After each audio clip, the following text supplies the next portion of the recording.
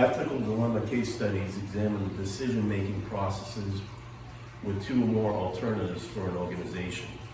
Having to choose between ethical or unethical decisions compounds the situation for organizations, and then encourage judgment from the stakeholders on the path selected by the organization.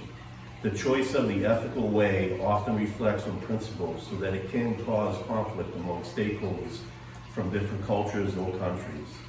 Implementing courses of action may solve the issue. However, these solutions may take time.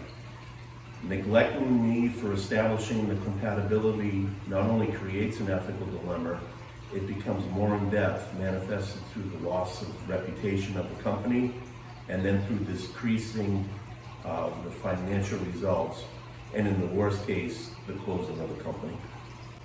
The emplacement of ethics and compliance policies takes place in most companies, which require annual training and acknowledgement of the training through the employee's signatures. While the public has become more aware of ethical breakdowns at the corporate level, there are still massive breaches occurring throughout the pressure, due to the pressures of succeeding in the professional world. According to a study by Bentley University, 86% of millennials entering the job force want it to be a priority to work for a business that conducts itself ethically and responsibly. Professionals have a responsibility to their organizations and employees to make a profit and reward their stakeholders or investors. If they choose the wrong ethical action, the judgment will show on the bottom line and in the court of public opinion. Ethical decisions are often on-the-spot choices made by employees who felt they were deciding the best interests of the organization. Discussions in ethical case studies challenge our ethos to the right decision and to make the correct moral action that also benefit the organization financially. Nonprofits also run into ethical dilemmas, even though their resistance is to asset others in times of need. Public confidence in nonprofits also diminished over the last decade as numerous ethical issues became general knowledge. In a recent national nonprofit ethics survey, slightly more than half of the employees have observed at least one act of misconduct in the previous year, and nearly 40% of nonprofit employees who saw wrongdoing failed to report it. These case studies involve nonprofit assets and the development of practices promoting ethical practices within such organizations. I'm a financial director at a nonprofit organization, and I have an employee, David, who has been with us 2 years, but has been getting complaints from his fellow colleagues about his attitude and his competency to work with others in a team environment.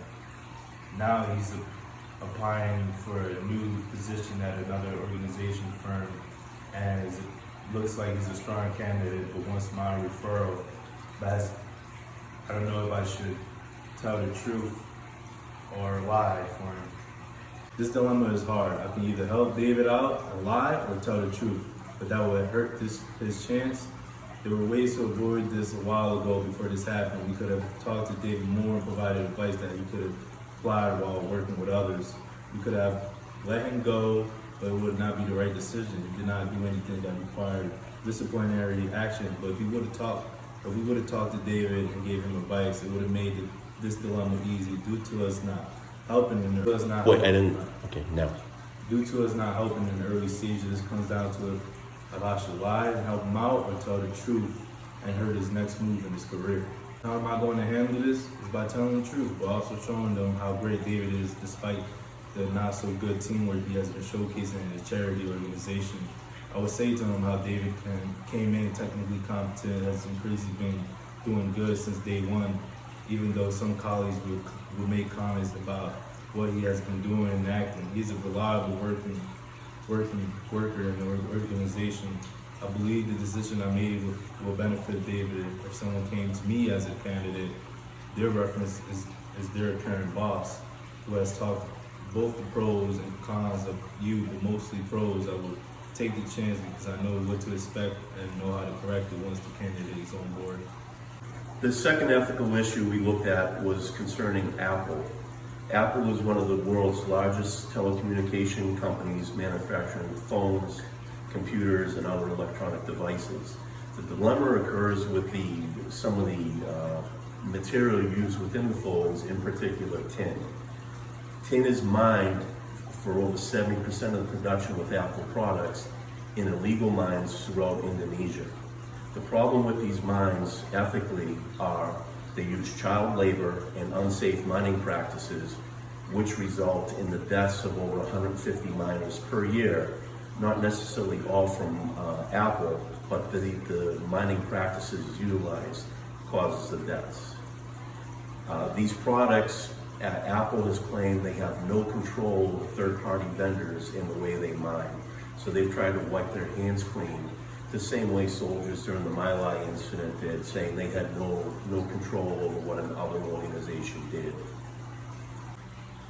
This is on Apple.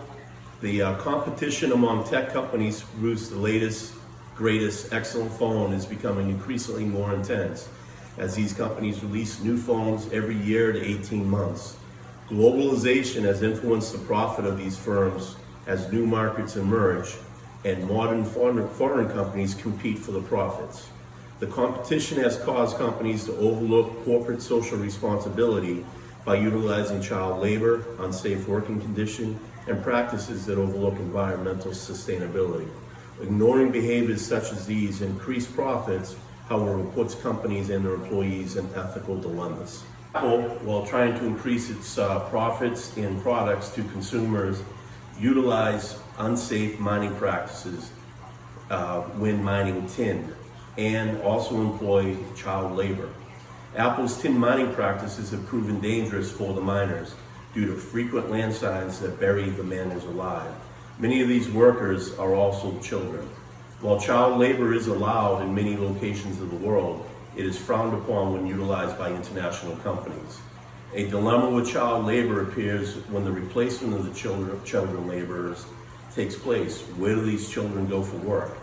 The income earned by the children helps support their families with food, shelter, and clothing. Education may not be an option for the families, as eating is more important than learning.